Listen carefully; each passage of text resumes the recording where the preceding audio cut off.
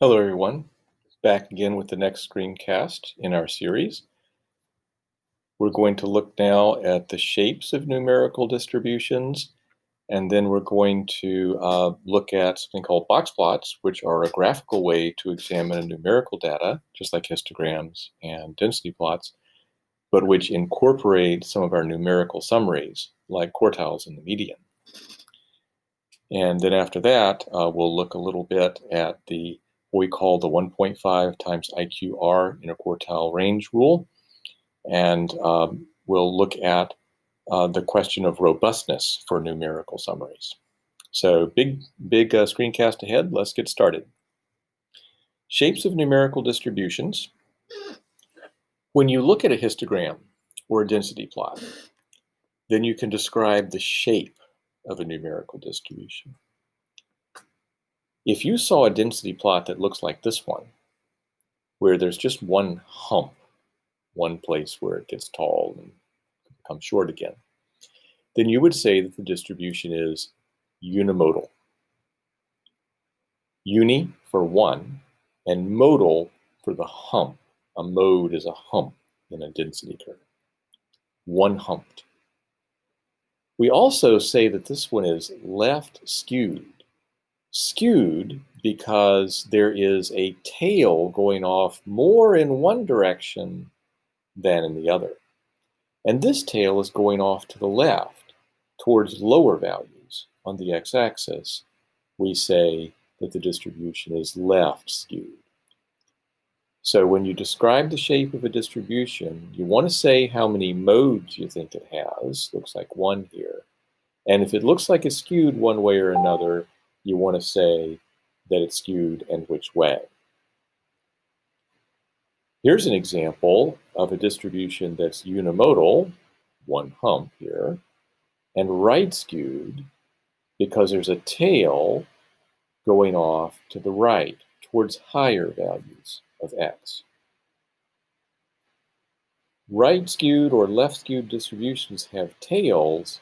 It indicates that although most of the data values are somewhere around where the hump is, there are some that are spread way out, either off to the right for a right skewed distribution or to the left for a left skewed distribution. Here's an example of a density plot where you would probably say that there's two modes. There's a mode around here on the x-axis where the curve is high, and another mode around here on the x-axis where the curve is also somewhat high. A bimodal distribution. But I think you'd also say it's right skewed because the hump and this further tail kind of go together to make a tail of values headed off towards higher values. Bimodal, right skewed. Here's a graph where I'd say it's unimodal, with the mode around here. Now I know that there's kind of like a little bit of wibble and wobble here, but I wouldn't really call that two humps. Maybe that's just due to chance variation in what data values actually got into our sample that might create that little wibble wobble. So I'm just going to say one hump, unimodal. Now there's tails going to the left and to the right, but neither tail seems much more pronounced than the other. So I would say that this is roughly a symmetric distribution. It's not skewed one way or the other. Unimodal and symmetric. Another informal term for unimodal and symmetric distributions is bell-shaped. We say this distribution is bell-shaped. Here's an example of a distribution that I would call bimodal. Two modes, two humps. One hump around here on the x-axis and another hump around here on the x-axis. Also, I would say the distribution is symmetric. There's not more on one side than on the other. Symmetric really can be thought of like this. A distribution is symmetric if you can find a vertical line. Here's my mouse going up and down along a vertical line, so that the distribution is pretty much a mirror image of itself around that vertical line. And I'd say that's the case here. Bimodal and symmetric. Here's another example of a bimodal and symmetric distribution where the two modes occur at the very ends, at low values and at high values of the variable. So if I were looking at that distribution, bimodal and symmetric, I would know that most of the data values are either very low or very high. There's only a very few of them that are kind of in the middle.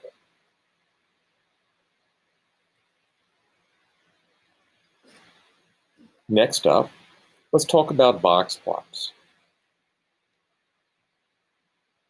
To get us a nice example going, let's learn about a new data set from which we'll make a boxplot. The data set is called Fairlander, and it's in the package TigerStats. So you can get a view of it and get some help on it. So let's go ahead and run these two things in the console.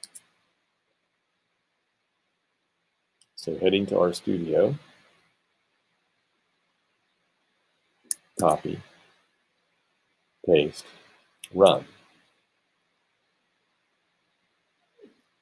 So from the help file, we see that this is pitch FX data on Justin Fairlander, who's a famous pitcher. He won the Cy Young Award at least once. And this data covers all of the pitches that he threw in his 2009 through 2012 baseball seasons. Every row in the data set that you see up here is a pitch that he threw. And every column is a variable recorded on that pitch. Now, a lot of the variables are just things to do with when he pitched it, like the variable season. Was it 2009, 2010, or so on? And then game date. What day was that game actually played where he threw that pitch? But then a number of variables are recorded by a machine that is used in professional baseball now for every game, the Pitch FX machine. And that machine records things like the speed that the pitch has at the moment that it leaves the pitcher's hand. So this first pitch here left his hand with a speed of 96.6 miles per hour. There are other interesting variables here, PX, PZ, and you can learn about them from the help file. And the more you know about baseball, the more interesting those variables get. One interesting variable left here is batter hand, and that's whether the batter is batting right hand or batting left hand. Whoops. I seem to have somehow renewed my screen. I'm okay. Another interesting variable is pitch type. And so it classifies the pitches into the type of pitch that's thrown. And there are several different types of pitches. They're shown here in the help file. CH stands for a changeup, CU stands for a curveball, FF stands for a four-seam fastball, and FT stands for a two-seam fastball.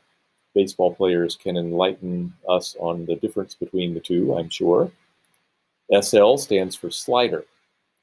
The type of pitch thrown is actually determined by a machine that's associated with Pitch FX, where it makes educated guesses based on its programming. So that's how you can get all of such detailed information on each of these pitches. It's not being like physically entered by human beings. It's being recorded by machines.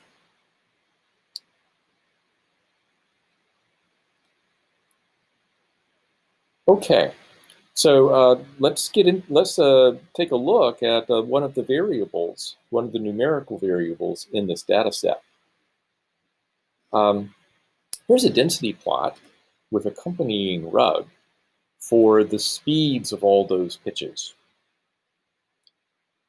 And so when we look at the curve, we can see that there's kind of more of a tail going off to the left towards lower speeds. So I'm going to say that the distribution is left skewed. And I see a hump, a mode, somewhere around 96 or 97 miles per hour. But I also see a mode around 87 miles per hour and maybe a mode around 80 miles an hour. So 3 modes. I'll go ahead and say that this distribution is trimodal. So left skewed and trimodal is how I would describe the shape of this distribution. Another interesting thing is that the density curve goes low, close to the x-axis, all the way out to just barely rising again at some pitch that was thrown at less than 60 miles per hour. Maybe that was that's what we call an outlier. It's an unusually low or high data value. It's called an outlier. We've got a low outlier here. Wherever you got outliers, you want to think, does it really belong in the data? I don't know really about this pitch, but it could be maybe one of those intentional balls that pitchers sometimes throw, and he threw it very slow, and maybe it shouldn't have been included in the official pitches of the data set. Don't know. So great little density curve, and before we actually make a box plot for it, I just want to do some explorations that I encourage you to get into the habit of doing when you're working through slides. You might think to yourself, could I make this density plot, on my own? How would I do that? How would I get a density plot for the speeds of Justin Verlander's pitches? And so you can head to RStudio and you can think back to other slides and screencasts where you've learned to make density plots. And you could say, I want to try this. You might give yourself a little a file to record your work in. I'm going to go File, New File, RScript. And RScripts are nice to just put a little code that you're interested in trying with. I'm going to File, Save As, and maybe save it into my notes here. And I'll just call it Verlander dot capital R for RScript. And let's see if I can make a density plot. I'll just see GF underscore density. Code completion has it there for me. All right. I think I'll press enter so I can get my inputs on separate lines. And I remember I'm supposed to say twiddles, the name of the variable I want to make a density plot for. Now, it's the speeds of the pitches. Let me go to the Verlander view again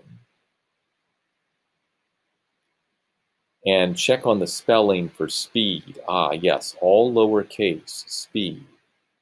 Go back to my RScript, type in speed, and I don't need this speed, gender, height, or whatever that is that's coming up on code completion. That's silly.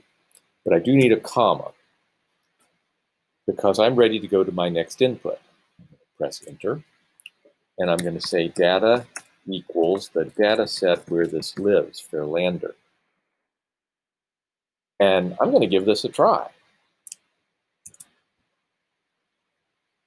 And I'm going to pop this up in the, no, I think I'll just let you take a look at it.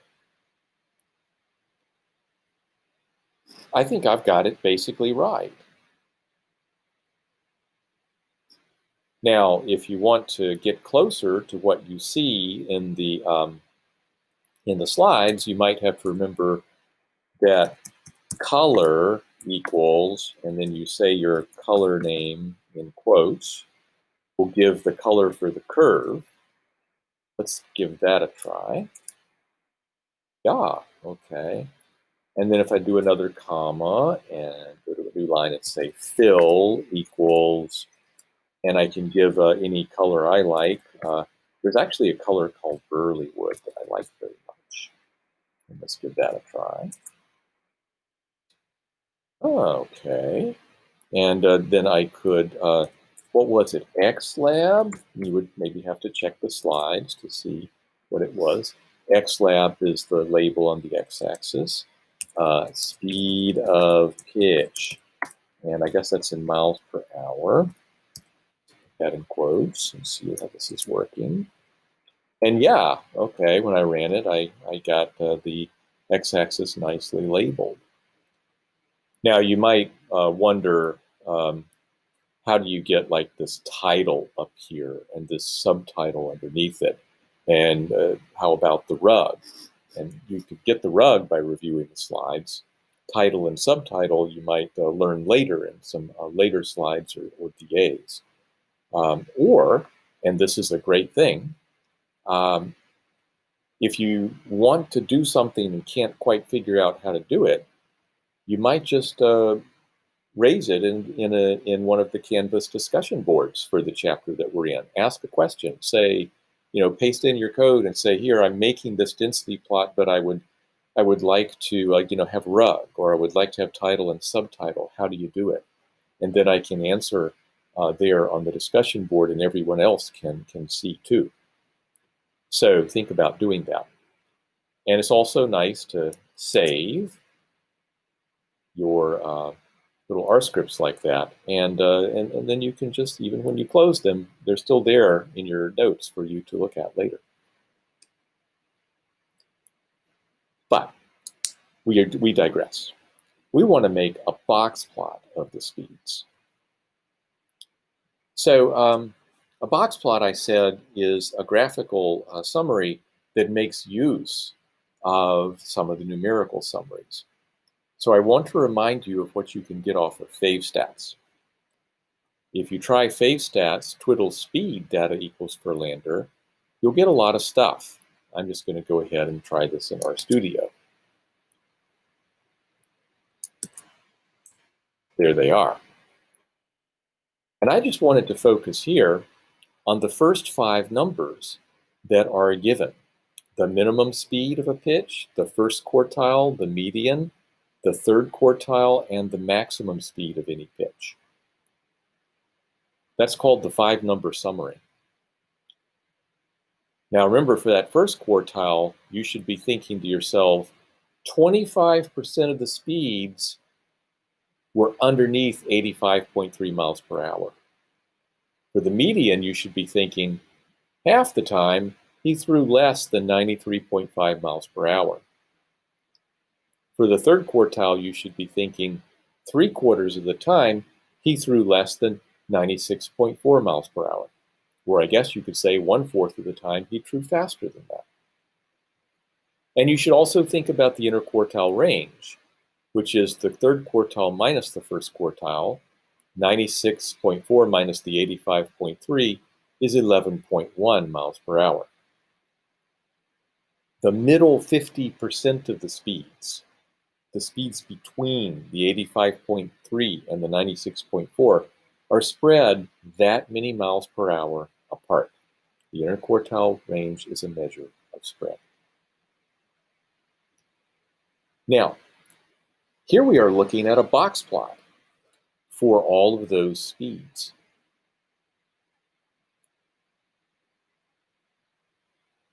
The box plot has a title indicating that the pitches are left skewed with a low outlier.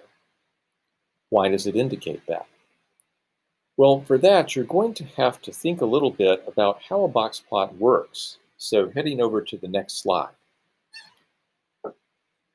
For a box plot, there's always going to be a box kind of that makes the central part of the box plot.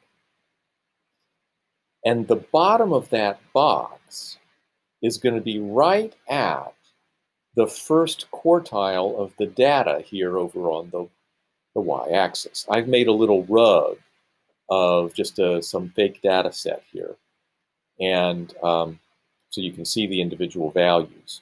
And the first quartile appears to be about, a 90 or something. The top of the box is at the third quartile. maybe about 120. Inside the box, the median is going to have to be there somewhere, and it's going to be a thick line. And so the median seems to be a little over 100 miles per hour. That box you should think of as saying half the data is somewhere between where I'm waving my mouse, first quartile to third quartile. Now, outside of the box, there's what they call whiskers or hinges. The lower hinge typically will extend from the minimum data value over here to the first quartile. And so that hinge tells you where the first 25% of the data values, the lowest 25% of the data values, are spread. They're spread out from this value up to this value. The upper hinge would like to tell you where the highest 25% are spread, from the third quartile up to the maximum value. That's how it would ordinarily be. But sometimes there's going to be outliers, values that are so far above or so far below most of the rest of the values that they get plotted separately as their own point. In that case, the hinge will go from the quartile to the most extreme value in the data that doesn't count as an outlier. When you make a box plot, the computer figures out for itself what should count as an outlier and what should not. And so these things will be determined for you. Now, we're learning how box plots work so you can start looking at them. But I'm not going to show you the R code to make a box plot until we have some more complex types of data situations to deal with. Most people don't make box plots for just a single numerical variable. They wait for something more complex, but this is a good time to understand what a box plot means. So the next couple of slides, they just say in words what I have shown you here already about the bottom and top of the box, the median inside the box, and so on.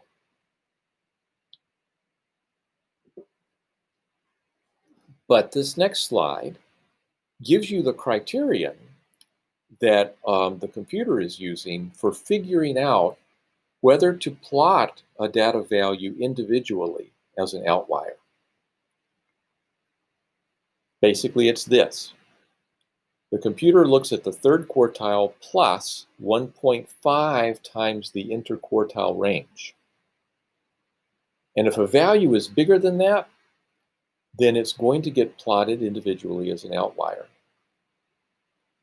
And the upper whisker will go from the third quartile to the highest value that's not an outlier. That happened here. You can kind of see why it's happening. Here's the third quartile. Now here's the interquartile range. It's about this much. If I imagine that whole box stuck on top of itself, and then another half of the box, you can see we'd come out to somewhere a little bit higher than where this hinge went. So those values here, they didn't count as outliers, but this one did. This one is definitely more than 1.5 of those boxes above the top of the box. On the low side, it works similarly. You look at the first quartile and you take away 1.5 interquartile ranges. Anything less than that is going to be plotted individually as an outlier.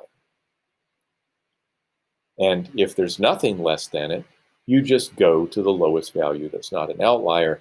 And in this case, you would go all the way to the minimum.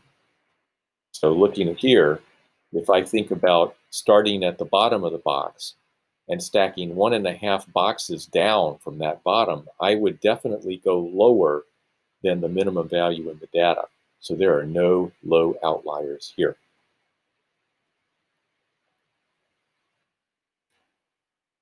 Pulling off that last bit, we give a name to it. It's called the 1.5 times interquartile range rule for determining outliers. It has two parts. If a value is bigger than the third quartile plus 1.5 interquartile ranges, it'll be an outlier, a high outlier, we might say. And if it's less than the first quartile minus 1.5 interquartile ranges, then it's going to be plotted individually as a low outlier. So when you're making box plots, R is going to apply that rule for you, but it's a good idea to learn how to apply it yourself as a matter of practicing judgment in dealing with data. So let's look at working with the interquartile range rule. Let's think back to the Verlander data on pitches. Suppose that Justin Verlander throws a pitch and it's 65 miles per hour. That's kind of a slow pitch for him. Should this count as an outlier? Well, to answer, you first need to get numbers that you can use for the 1.5 times IQR rule. So you're going to need the first quartile because you're going to subtract 1.5 IQRs from it.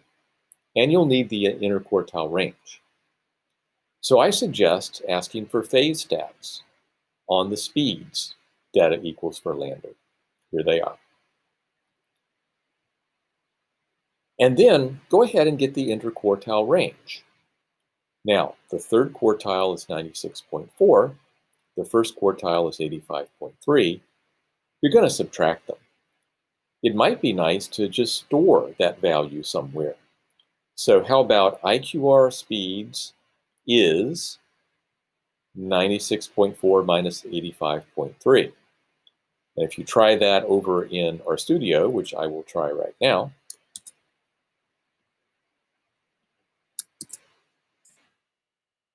then you'll see in your global environment, there it is. It's 11.1 miles per hour. You can also get it to print to the console by just saying IQR underscore speeds.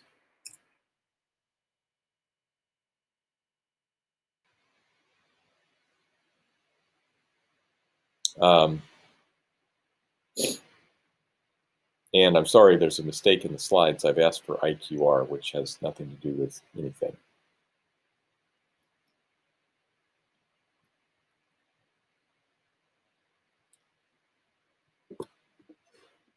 Now you're set up to use the 1.5 times IQR rule. You need to take that first quartile, and that was the 85.3, minus 1.5 times the IQR speeds. Let's try that over in the console. 68.65. Now we think about 65. That's less than 68.65. So a 65 mile per hour pitch would get plotted by itself as an outlier if he had thrown a pitch that was that speed. How about a fast pitch? What if Verlander threw a pitch at 104 miles per hour? Would that count as an outlier? Well, again, thinking back to phase stats, the third quartile is 96.4.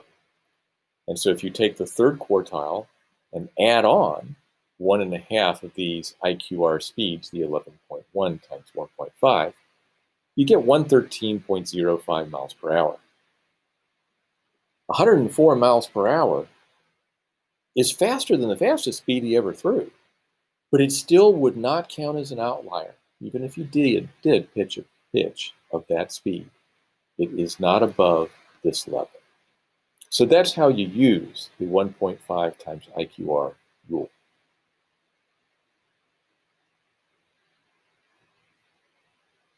Finally, I'd like to talk about the idea of robustness for numerical summaries. Numerical summaries are often called statistics, so we're talking about robust statistics. Think about our measures for a typical value. A more technical term for that is measures of center. we've learned two statistics that kind of compete with each other to be a measure of center for a numerical variable: the mean of the data and the median of the data. And we've learned about two measures for spread, how far spread out data values are: the sample standard deviation, we call SD, and the interquartile range of the data that we call IQR. Let's compare how they are for some data sets. So think about Justin Verlander's four-seam fastballs. So this is just his four-seam fastballs, not all of his pitches. If you make a density plot, it looks basically unimodal and roughly symmetric. Maybe slightly skewed to the right, a little bit of a tail there, going off to higher speeds. And what I've drawn in here in addition is a red solid line right at the mean of all those four-seam fastball speeds. I've also drawn in a blue dotted line at the median for all of those speeds. And you'll see that those two values are very, very close to each other. You can hardly tell those two lines apart. You're gonna see that whenever the distribution is symmetric, the mean and the median are about the same. So it really won't matter which one of them you choose to use when you describe a typical data value, although it's always important to tell people which one you are using. The mean is this, the median is that. Say it. On the other hand, take a look here at a density plot for another data set. This is data on tornado damage in the 50 states of the United States. It's the average amount of damage each year over a 5-year period, and it's in millions of dollars. So like a 25 here, if a state had 25, that would mean that over that 5-year period, they sustained an average of $25 million a year in tornado damage. So there's 50 states, and so there's 50 damage values that are here along this rug. And together they make this density plot that's maybe I'd call it unimodal and definitely right skewed. Again, the solid red is right at the mean of the data, and the blue dotted is at the median of the data. And this time, the mean and the median are pretty far apart. The mean is dragged up toward the tail of the data. You will always find this to be true. When the data is skewed, the mean is going to be closer to the tail than the median is. The median is trying to get 50% of the data values in front of it. But the mean is, in a graph, it's trying to balance the density plot, as it were. Like if you could somehow cut out this density plot as a big piece of cardboard, and if you tried to balance it on a finger, that's where you'd actually have to put your finger right at the mean. And so when the density plot has a tail like this, it's kind of like a seesaw. You know, when you have somebody sitting way at the end of the seesaw, they have more pull, more torque. And to make a seesaw balance, you would have to put the fulcrum of the seesaw closer to them. The mean is getting dragged over to these higher values. You'll see this all the time. When there's a tail, the mean is dragged toward the tail. When there's outliers, the mean is dragged toward the outliers. The median is less affected.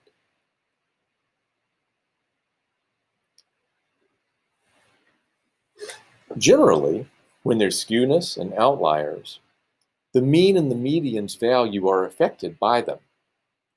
but the median and the interquartile range are not much affected at all.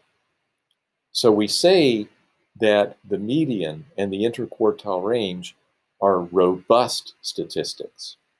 They're not affected by skewness and outliers as the mean and the SD can be.